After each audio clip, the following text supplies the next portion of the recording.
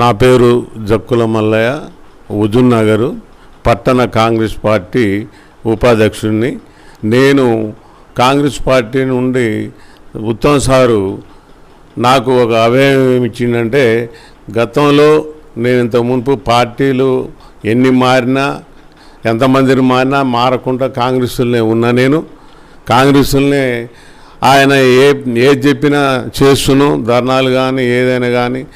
Party అధికారంలో ఉన్నప్పుడైనా అధికారం లేకున్నా కానీ గతంలో నుంచి కూడా నేను కాంగ్రెస్ పార్టీలో పనిచేస్తున్నా.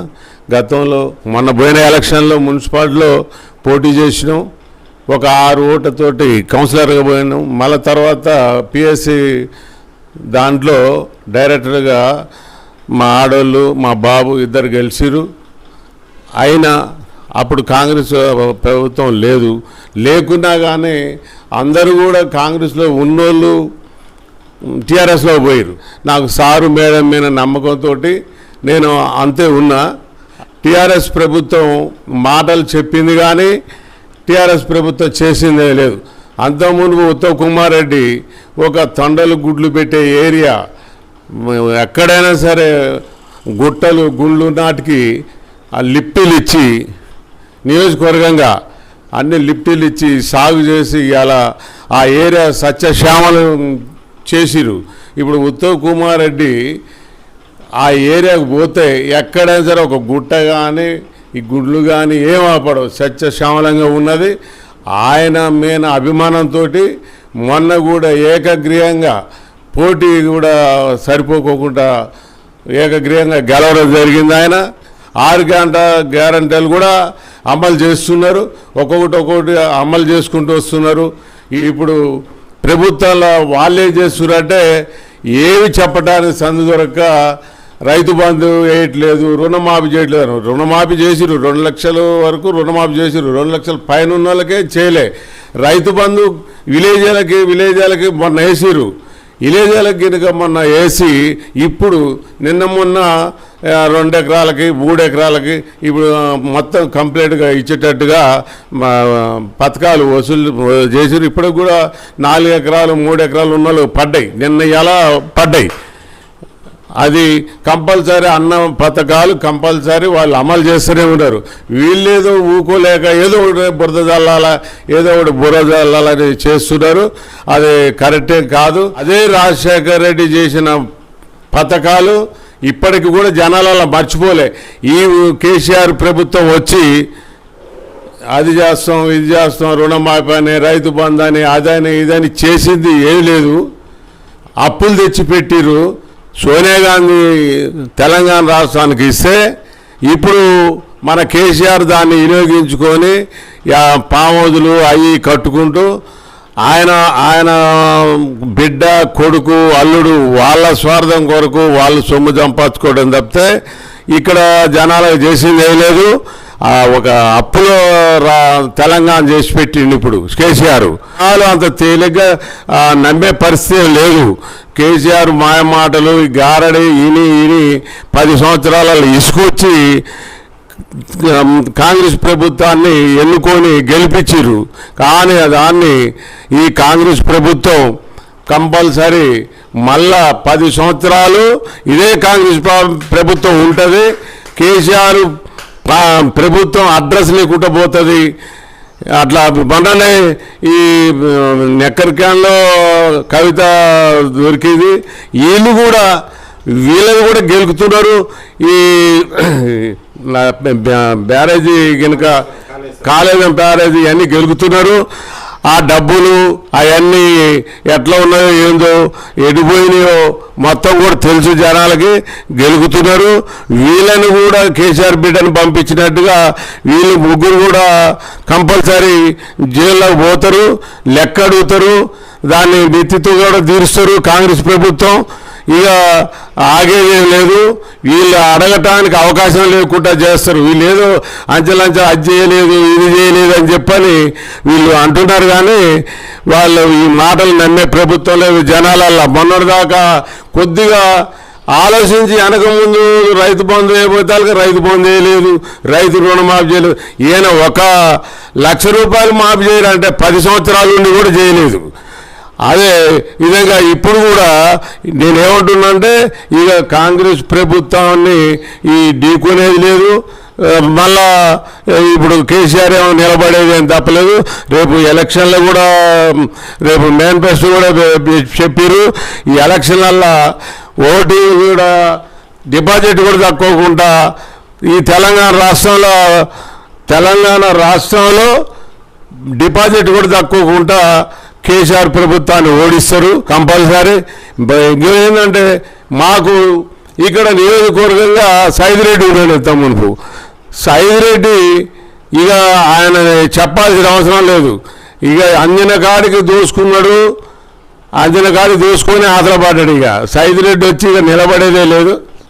సార్ మరి హుజూర్ నగర్ నియోజకవర్గంలో మరి రాష్ట్ర మంత్రివర్యులు ఉత్తమ్ కుమార్ రెడ్డి గారు ఉన్నారు. మరి ఆయన ప్రజలకి కానీ కార్యకర్తలకి కానీ ఏ విధంగా అందుబాటులో ఉంటున్నారు? ఇక్కడ అభివృద్ధి ఎలా జరుగుతుంది? ఆయన చిన్నపిల్లగాళ్ళ లెక్కనే మనం ఏదన్నా ఇట్లా పని ఉన్నది ఇట్లా సంగతి సార్ ఈ పని చేసి పెట్టంటే చేసి పెట్టడం. ఆయన ఇక్కడ అంశకు మంత్రి ఉన్నప్పుడు అక్కడ రామస్వామి గట్టు దగ్గర ఒక 4,000 ఇళ్ళు కట్టడం జరిగింది. మిగతా కాలువలు అమ్మటి రింగ్ రోడ్డు ఉంటే ఆ రింగ్ రోడ్డు అమ్మటి కూడా ఉన్న గుడిసెలు తీసేసి రింగ్ రోడ్డు అమ్మటి మొత్తాన్ని కూడా అక్కడ వాళ్ళు పోయి శంకుస్థాపన చేసుకొని ఇళ్ళలో దొరపెట్టేట్టుగా ఇల్లు కట్టించిచ్చిండు. రింగ్ రోడ్డు అమ్మటి పోయినాటికి మళ్ళా 4,000 ఇళ్ళు కట్టించిండు. ఆ టీఆర్ఎస్ ప్రభుత్వం ఈ 10 సంవత్సరాలల్లో ఆయన ప్రభుత్వం కాంగ్రెస్ ప్రభుత్వం లేకపోతే అలాగే వాటిని బీడి పెట్టి ఈ డంపింగ్ యార్డు చెత్త మొత్తం కూడా ఆ ఇళ్లకి తోలి ఆ మనుషులు చేస్తే బూడ్చడం అట్లా చేశారు. మళ్ళా ప్రభుత్వం వచ్చిన తర్వాత సార్ ఇప్పుడు మొత్తం కూడా హౌసింగ్ బోర్డు అయితే పిల్లలకి అయితే చదువు అయితే కంప్యూటర్లు అయితే మొత్తం కూడా ఆ గట్టు దగ్గర మొత్తం సత్యం ప్రసం అవన్నీ చేస్తున్నాడు, అభివృద్ధి పనులు చేస్తున్నాడు. కార్యకర్తలకి అందుబాటులో ఇక్కడ ఈ పని చేయాలంటే ఆ పని చేసి పెడుతుంది, ఈ పని చేయాలంటే ఆ పని చేసి పెడుతున్నాడు. ఇదే హుజూర్నగర్లో మెయిన్ రోడ్లో ఒక సైడు ట్రాక్టర్లు బాల్తో పట్టడం, బస్తాలు కూలటం, మెయిన్ రోడ్లో కనీసం 10 సంవత్సరాలు ఉన్నాయేలే. మళ్ళా ప్రభుత్వం వచ్చిన తర్వాత ఇప్పుడు నూనె బొత్తు ఎత్తుకునేటట్టుగా చేశారు. అది ఒకటి. ఇక్కడ మున్సిపాలిటీలో కూడా లుసుకులు ఉన్నాయి. అంత మునుపు అమ్మాయి తెంగడం జరిగింది, ఒక్కొక్కళ్ళు అమ్మాయి తెంగి ఇట్లా చేయటం జరిగింది. ఇప్పుడు ఏం లేదు, ఇట్లా ఇది సారు అని అంటే 2-3 గంటలలో దిగి ఇక్కడ ఈ అభివృద్ధి పనులు చేయాలి సార్ అంటే ఆయన అభివృద్ధి పనులు చేస్తాడు. ఇప్పటికి కూడా ఇక్కడ కూడా 100 పడకల హాస్పిటల్ ఒకటి కట్టించిండు, పోలీస్ స్టేషన్ కట్టించిండు. మరి జిల్లా కోర్టుకి అక్కడ ఒక 6 ఎకరాల స్థలం ఇచ్చారు, ఇక్కడ జిల్లా కోర్టు కట్టించారు. ఆయన ఇక్కడ చేయాల్సిన పనులు ఏమన్నా మిగిలే సారు అని అంటే ఎమ్మడే చేసి పెడుతున్నాడు. కార్యకర్తలకు అందుబాటులో ఉండు, కార్యకర్తలు కూడా మంచిగా స్పందంగా ఉన్నారు. ఇక ఇతర పార్టీల నుంచి కూడా వచ్చిన వాళ్ళు కూడా అనుకూలంగా పాతోళ్ళు అయితేంది, ఇప్పుడు వేరే కాడ నుంచి పార్టీల నుంచి మారి వచ్చిన వాళ్ళు అయితేంది, అందరూ కలిసి కూడా సారు స్పందించుకుంటూ సారు చెప్పిన అభివృద్ధి పనులు చేసుకుంటూ చేస్తూనే ఉన్నాం. ఎక్కడా లోటు లేదు. ఆయన ఎంతసేపు నిద్రపోతాడో తెలియదు కానీ ఆయనకు ఎంత రెస్ట్ లేదు. ఇక్కడ కూడా ఏదన్నా ఇట్లా ఒక కార్యక్రమం దబ్బుకున్న మంచి ముఖ్య అతిథులు సరిపోతాయి, అక్కడ పనులు కూడా వస్తాడు. ఇక్కడ కార్యక్రమాలు పెళ్లిళ్ళు ఏవన్నీ ఉంటే ఇక ఒకవేళ సార్ అందుబాటులో లేకపోతే మేడం కోదాడు పక్కన కదా, మేడం ఈ 2 నియోజకవర్గాలు కూడా ఆ రిస్క్ తీసుకొని ఏమన్నా కార్యక్రమాలు పెళ్లిళ్ళు ఏమన్నా కార్యక్రమం అటెండ్ అవుతున్నది. ఇప్పుడు ఇక్కడ ఎక్కడైనా సరే హుజూర్నగర్లో కోదాడ హుజూర్నగర్ ఏలు పెట్టి చూపించుకోకుండా వాళ్ళు పనిచేస్తున్నారు. అందుబాటులో కార్యకర్తలకి అందుబాటులో ఉంటున్నారు. ఇప్పుడు కూడా మళ్ళా ఎప్పుడు ఎలక్షన్లు వచ్చినా ఇక్కడ హుజూర్నగర్లో కోదాడ హుజూర్నగర్ మటుకి ముందంచెలు ఉంటారు, గెలుస్తారు. పాలన కాంగ్రెస్ పార్టీ బాగా చేస్తున్నది, మన కాంగ్రెస్ పార్టీ కావాలని చెప్పని ప్రజలు కోరుకుంటున్నారు.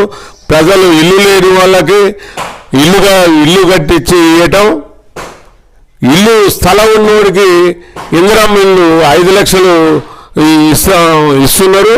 కట్టిస్తున్నారు, ఇల్లు లేని వాళ్ళకి ఇల్లు ఇస్తున్నారు. గట్టి ప్రభుత్వంలో లేబర్ వరకు లేని వాళ్ళ వరకు అభివృద్ధిగా అన్ని రకాలుగా రేషన్ కార్డు లేని వాళ్ళకు రేషన్ కార్డు, పింఛన్ లేని వాళ్ళకు పింఛను, ఇల్లు లేని వాళ్ళకి ఇల్లు, ఇవన్నీ కూడా కాంగ్రెస్ ప్రభుత్వం మంచిగా చేస్తున్నది. ఈ ప్రభుత్వంలో నువ్వు ఏ పేద రైతుని అడిగినా దండం పెట్టి మళ్ళా కాంగ్రెసే రావాలని ఒక్కొక్కరు స్పందిస్తున్నారు. మళ్ళా ఎలక్షన్లు వచ్చినా కానీ వచ్చేది కాంగ్రెసే. మా ఉత్తమ్ పద్మారెడ్డి గారికి, మన ఉత్తమ్ కుమార్ రెడ్డి గారికి జన్మదిన శుభాకాంక్షలు. ఈ 2-3 రోజులలోనే ఆయనది మేము పుట్టినరోజు జరుపుకుంటాం.